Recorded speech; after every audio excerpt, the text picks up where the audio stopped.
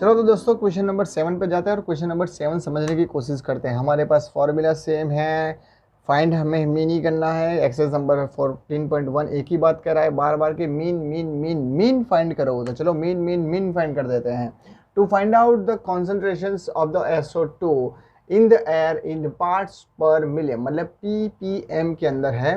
The data was collected for the 30 localities in certain cities and is presented below. Find the concentration of SO2, मतलब यहाँ पे mean find करना है आपको।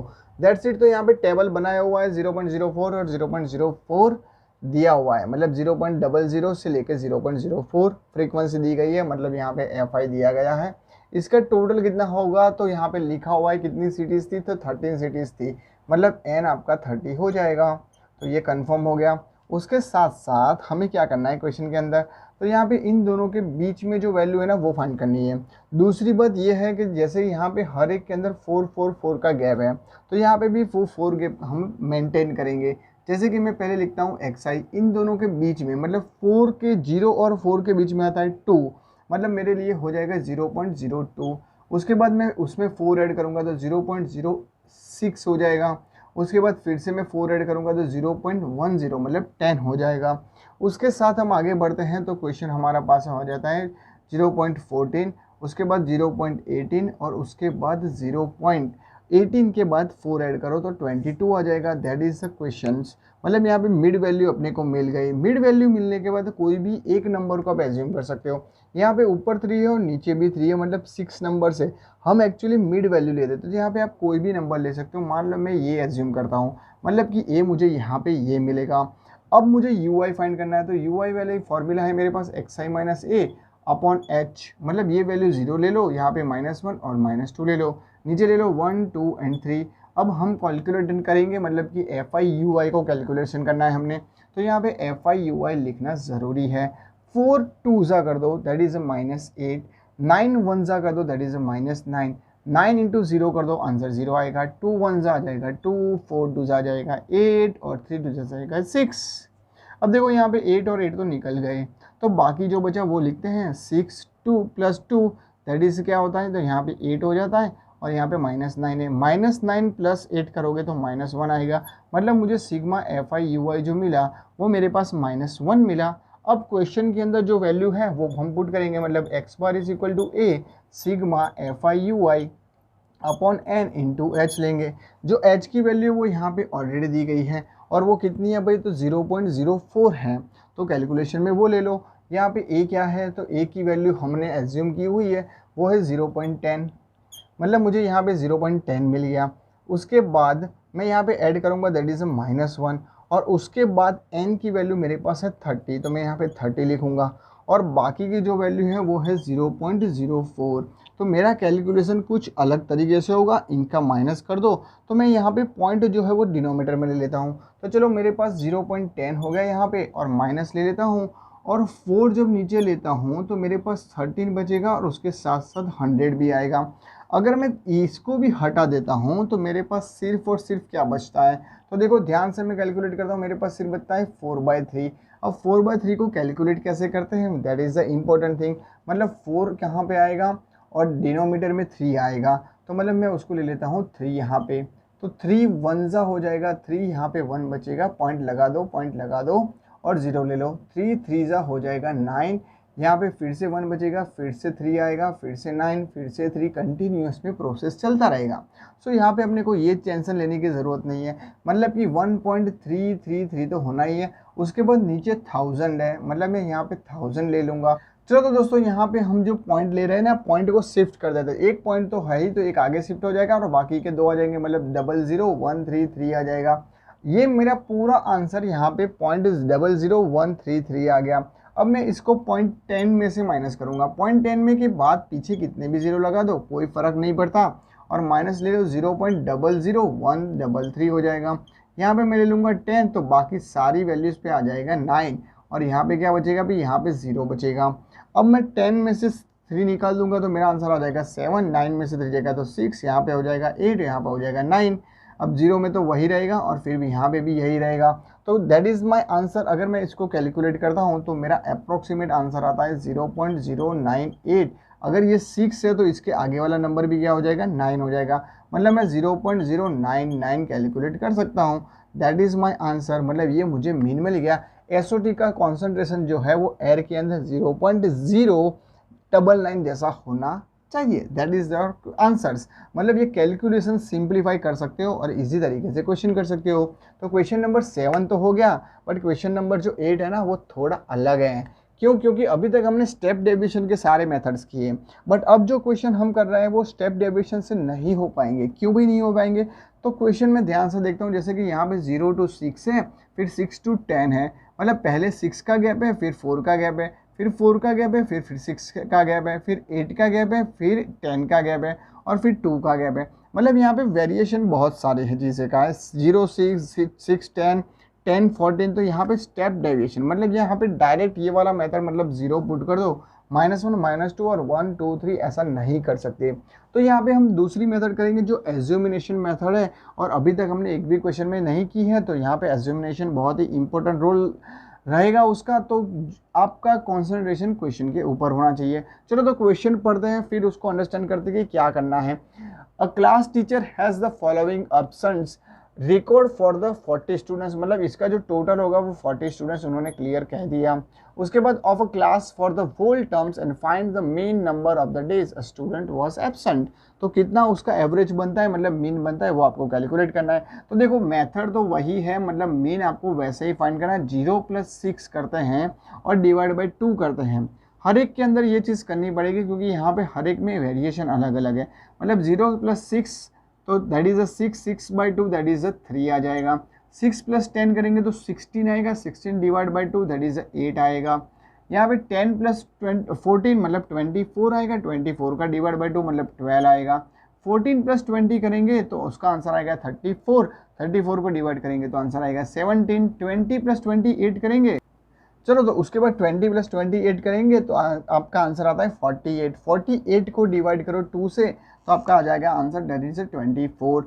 अब 28 और 38 को कैलकुलेट करेंगे तो 8 8 + 16 हो जाएगा, और 6 बजेगा ऊपर बजेगा, फिर मतलब कि दैट इज़ 66 आ जाएगा। मतलब कि 66 को डिवाइड करेंगे तो यहाँ पे आपका आंसर आता है 33। मतलब डिवाइड बाई 2 करेंगे तो वही आंसर आएगा। 38 और 40 उन दोनों को ऐड करके डिवाइड बाई 2 करोगे तो आपका आंसर आ जाएगा दैट इज़ 39। मतलब यहाँ पे आपको मिड वैल्यू अलग अलग मिलेगी। हम एवरी टाइम क्या कर रहे थे, हर एक का गैप देखते थे और उसके बाद उसको ऐड कर देते थे। यहाँ पे ये चीज़ नहीं कर पाएंगे। तो 3 8 12 17 24 33 और 39 हो जाएगा। उसके बाद आपको यहाँ पे एक नंबर एज्यूम करना पड़ेगा। तो चलो एज्यूमिनेशन के हमने मिडिल वाला जो पॉइंट है उसको एज्यूम कर लेते हैं। बट यहाँ पे हम DI फाइंड करेंगे। DI का मतलब है कि XI में से A माइनस करना, मतलब हर एक टर्म में से माइनस करो।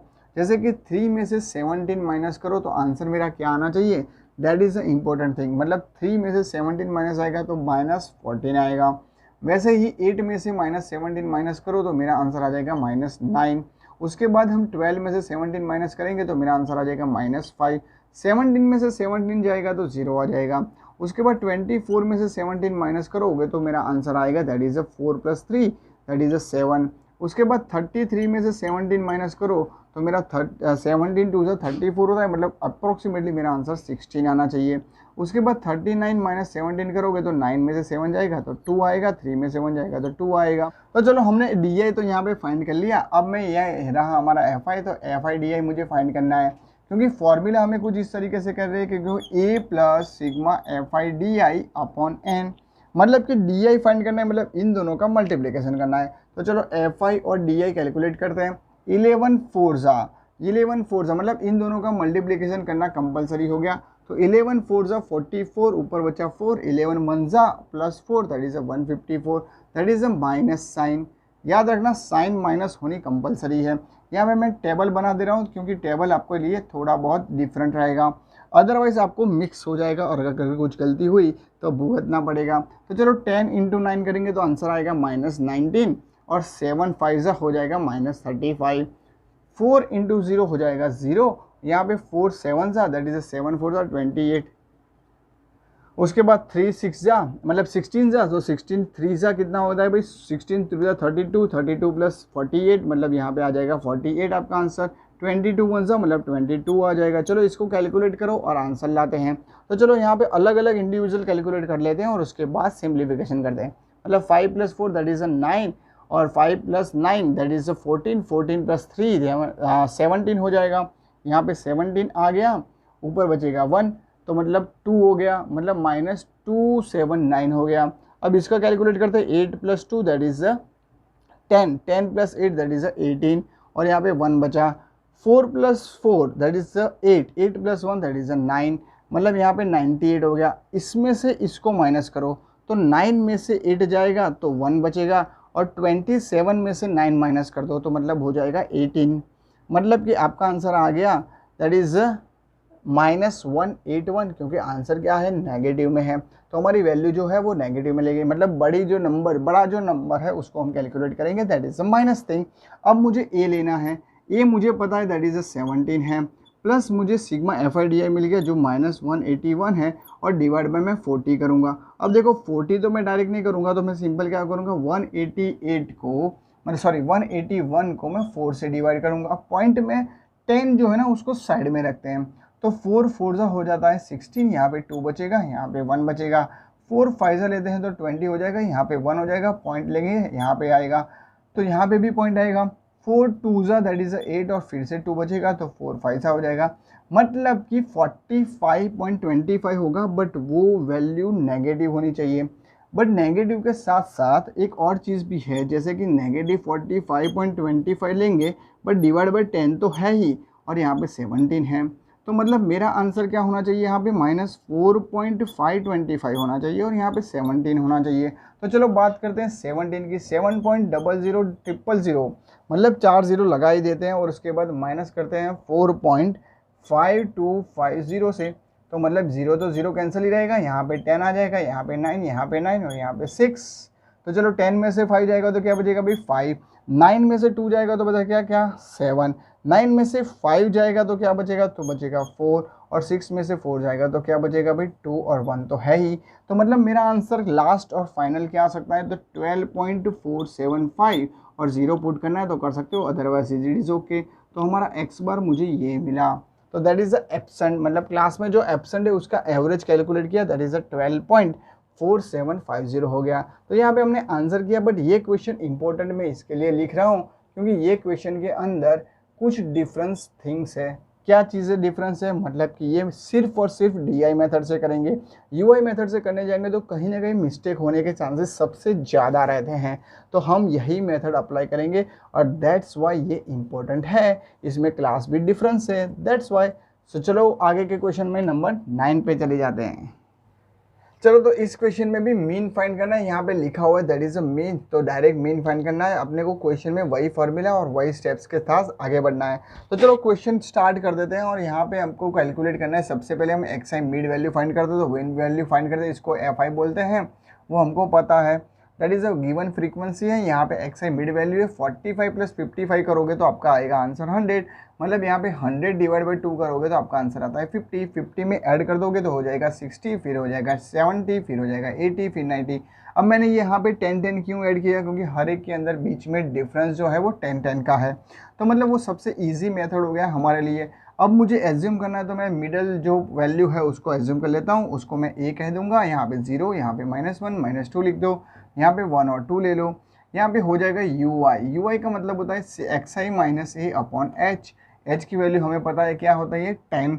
बट यहाँ पे कैलकुलेशन करने की ज़रूरत नहीं, आप डायरेक्ट कर सकते हो, दैट इज़ नो इश्यू। अब मैं FI और UI का मल्टीप्लिकेशन करूँगा, मतलब यहाँ पे FI और UI आ गया। 3 2 दैट इज़ -6, अब 10 1 दैट इज़ -10, 11 0 मतलब कि यहाँ पे 0 आ जाएगा। 8 1 दैट इज़ 8 और 3 2 दैट इज़ 6। अगर मैं 6 और 6 कैंसिल कर दूँ तो मेरे पास -2 बचेगा, जो मेरे पास सिग्मा FI UI है। चलो तो ठीक है, FI UI तो मुझे मिल गया। तो मेरे लिए फॉर्मूला क्या है, फॉर्मूला है मेरे पास x bar is equal to a plus sigma FI UI upon n into h, जहाँ पे a की वैल्यू मेरे पास कितनी है भाई 70 है, सिग्मा FI UI मुझे -2 मिला, अपॉन n कितना है 35 है, और उसके साथ साथ मैं h अगर कैलकुलेट करूँ तो वो 10 है मेरे पास, क्योंकि h की वैल्यू डिफरेंस 10 है। यहाँ पे मैं कैलकुलेट कर सकता हूँ 5 7 जा मतलब 7 5 जा और 5 2 जा, तो मेरे पास कैलकुलेशन में होता है कि 70 माइनस 4/7। तो मुझे ये डिफरेंस जो है वो कैलकुलेट करना पड़ेगा, मतलब कि 4 को डिवाइड करो 7 से। यहाँ पे 7 से 0 तो होगा नहीं डिवाइड, मतलब हम 0 पॉइंट करेंगे और यहाँ पे 40 आ जाएगा। 7 5 होता है 35, यहाँ पे 5 आ जाएगा, यहाँ पे 4 आ जाएगा। फिर से 0 पुट करो, 7 7 सा दैट इज़ 49, यहाँ पे 1 बचेगा और 0 7 1 सा दैट इज़ 7 और बाकी बचेगा 3, यहाँ पे ले लो 7 4 सा। कंटिन्यूसली ये प्रोसेस चलता जाएगा। हमें पॉइंट के बाद 2 नंबर्स मिल जाए बहुत है, बट यहाँ पे हमने काफ़ी सारे नंबर चुन लिए तो कोई इश्यू नहीं। 70 माइनस 5.5714 मैं इसको भी सब्सट्रैक्शन करूँगा, तो सब्सट्रैक्शन करना बहुत ही इजी है बट काफ़ी बार गलती हो जाती है, तो यहाँ पे हम आराम से करेंगे। 5714 को माइनस कर दो, यहाँ पे 10 ले लो, यहाँ पे 9 9 9 और फिर 9 और फिर क्या आ जाएगा, यहाँ पे आ जाएगा यहाँ पे 6। तो 10 में से 4 जाएगा तो हो जाएगा 6, 9 में से 1 जाएगा तो 8, 9 में से 7 जाएगा तो उससे 2 आ जाएगा। उसके बाद 9 में से 5 जाएगा तो अपने पास 4 आ जाएगा, यहाँ पे 9 रहेगा, यहाँ पे 6 रहेगा, मतलब कि मेरी वैल्यू आएगी 69.4286। मगर अगर इन लोगों ने जो फाइंड आउट करने को पूछा गया है वो है मेरे पास परसेंटेज, मतलब रेट दिया गया है, तो ये आंसर भी आपका क्या आएगा, परसेंटेज में आएगा। So this is your answer and this is the first exercise का लास्ट क्वेश्चन था, बट इंटरेस्टिंग था, छोटा था, मज़ेदार था। ठीक है, अब हम नए टॉपिक्स पे जाएंगे। नया टॉपिक हमारे लिए जो एक्सरसाइज नंबर 14.2 पे आएगा, तो चलो उस पे जाते हैं और नए टॉपिक्स को इंट्रोड्यूस करते हैं।